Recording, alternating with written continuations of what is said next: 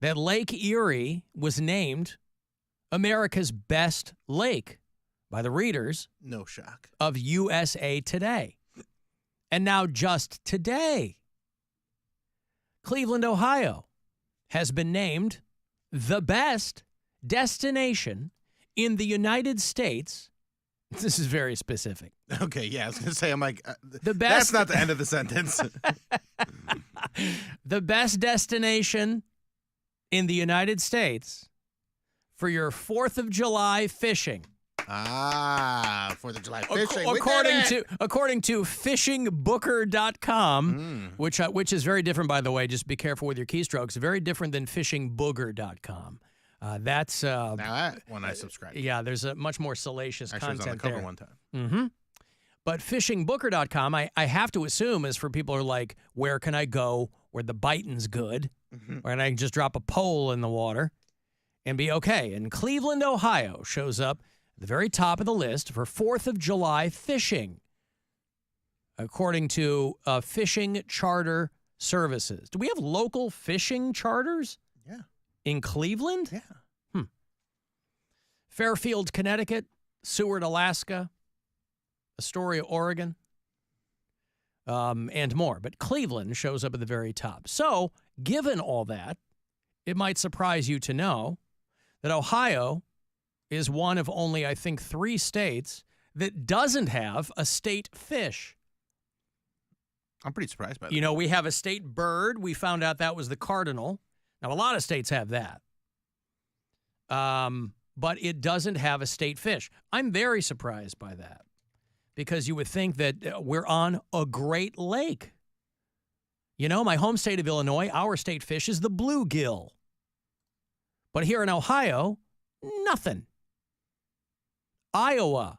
Now, you can understand why Iowa wouldn't have a state fish.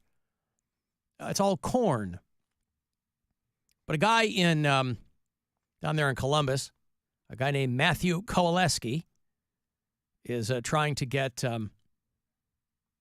Ohio to adopt the walleye as the state fish. Lake Erie is known for being the walleye capital of the world. That's probably what got it to the top of that list of people booking fishing trips. Iowa and Indiana are the only 2 other states that don't have state fish, and you can understand why. But Ohio. So he's trying to change that. House Bill 599, along with State Representative Sean Brennan of Parma. You know, all of the big things are already fixed. So they can now drill down on the more mundane details of legislation here in the state. We've got hundreds of miles of coastline, 95 million fish reside here. I like that wording. They reside here. You know, because animals don't know where they're living. Which, if you really go existential with it, it's wild. Like if you travel overseas or to another country or anywhere really, you know, you go to Mexico and there's a dog. That dog doesn't know it's living in Mexico. It doesn't know that it's Mexican. It doesn't know. So the fish that reside in Lake Erie, they don't know that they're living in Ohio. The walleye fishing industry is a $1 billion industry, supporting all number of bait and tackle shops. So I'm surprised. My surprise is twofold. One, I'm surprised we didn't have a state fish. 2, the walleye's right there looking at you, literally. Now, I put in my 2 cents, and I thought that the Lake Erie whitefish is the better pick for Northeast Ohio. You know, you go to Edgewater Beach, it's covered in condoms washing up on the shore. They call them Lake Erie whitefish. Make that the official fish, official of, or maybe the McDonald's Filet-O-Fish. What is that made with? Probably pressed cod? Yeah, something like that. There you go. But if these people get their way, then we won't be missing a state fish much longer. They say they're confident it will pass. It's just a matter of time. Bills like this in the past have never even passed a committee meeting, he said. We had a unanimous vote on this. It passed the Ohio House 93-4 yesterday. Now imagine the 4 people who voted no. They're like, I'm not going to be in the pocket of big walleye. Who the hell? How is that not unanimous? It's so stupid. Who are the 4 people who voted nope, don't want the walleye? Bass Pro Shops. That's who.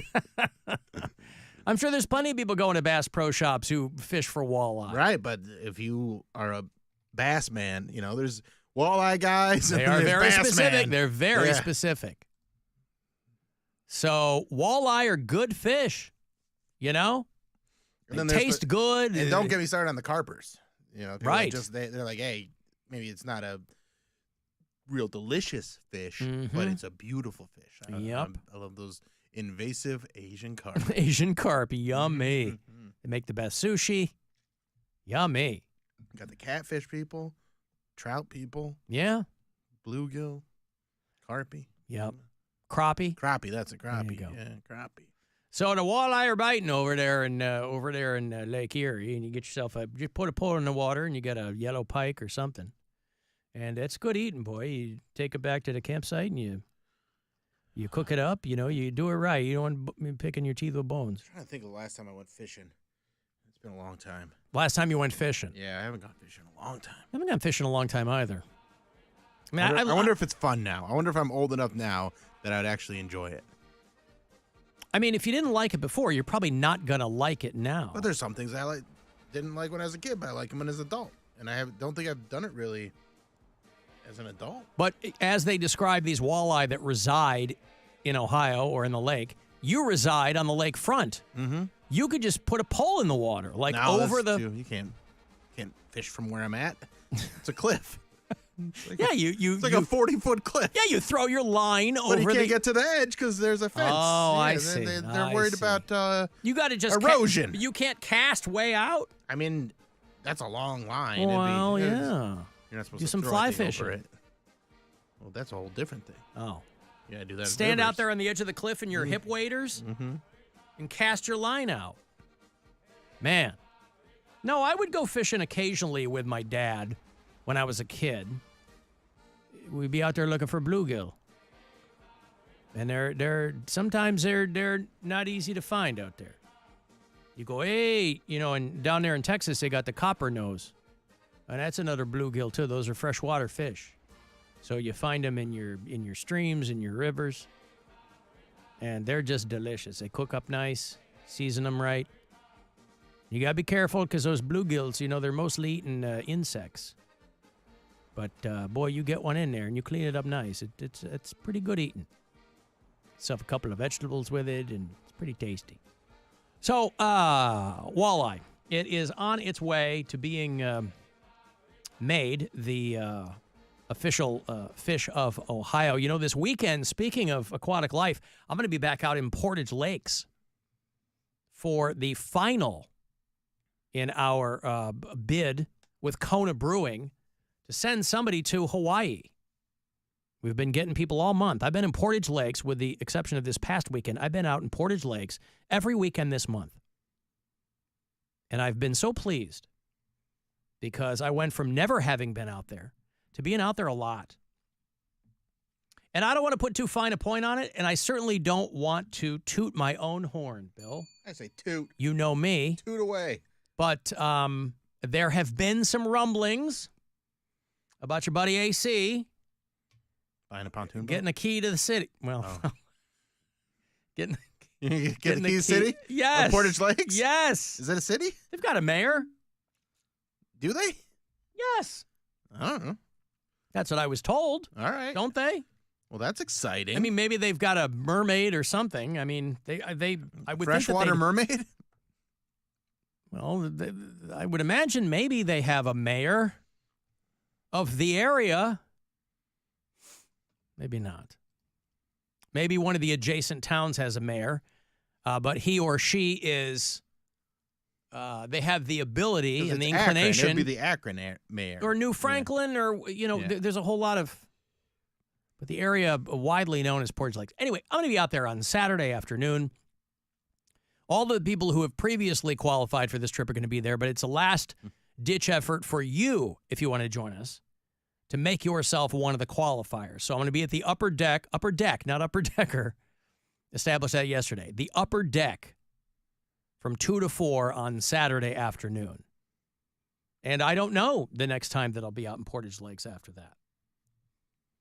So if you're out that way, come say hello on Saturday afternoon. And if I hear you, I will say hi back. Let me play a bit of video here from Austin, Texas. We've got bureau chiefs down in Austin, Texas. I'm a big fan of that town. You know, we just had JT in here with Eddie Pepitone. He lives in Austin. Yeah. We've got Jonah and Brittany and Kirk and Becky and Nick and Mike. A lot of bureau chiefs listening on iHeartRadio down there. And there's a security guard who quit his job in the middle of a television interview because his boss came out.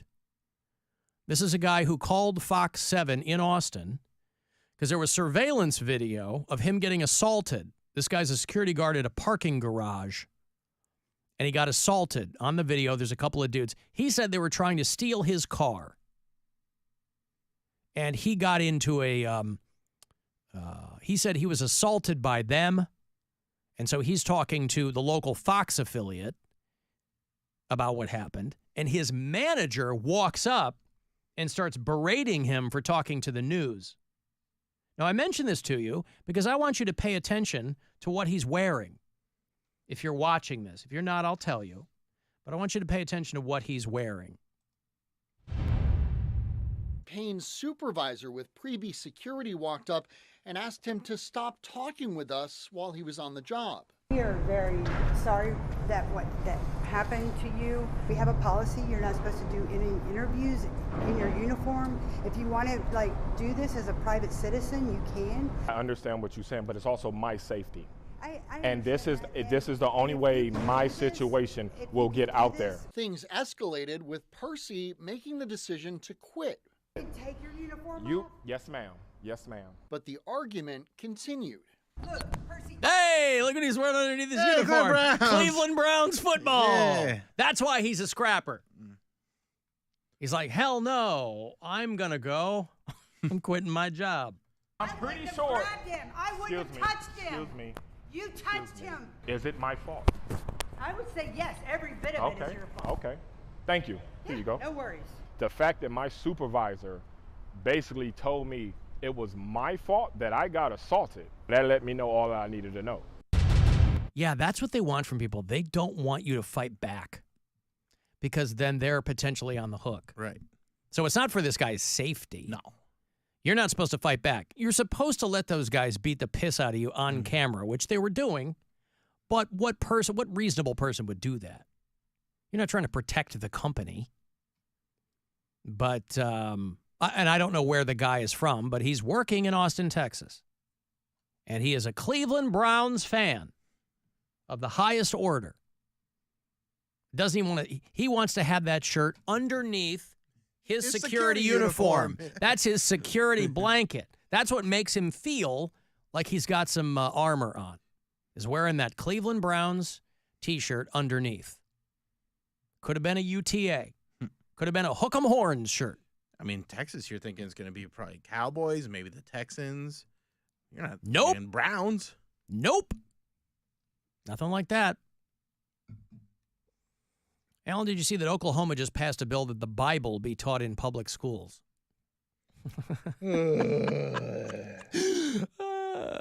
I hope you dummies are happy that you're getting what you want. I don't understand what's happening there. Louisiana was getting the lion's share of the attention last week because they signed into law that the 10 Commandments had to be posted on the wall in public schools.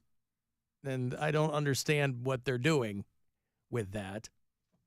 But they're really going hard to the hoop there.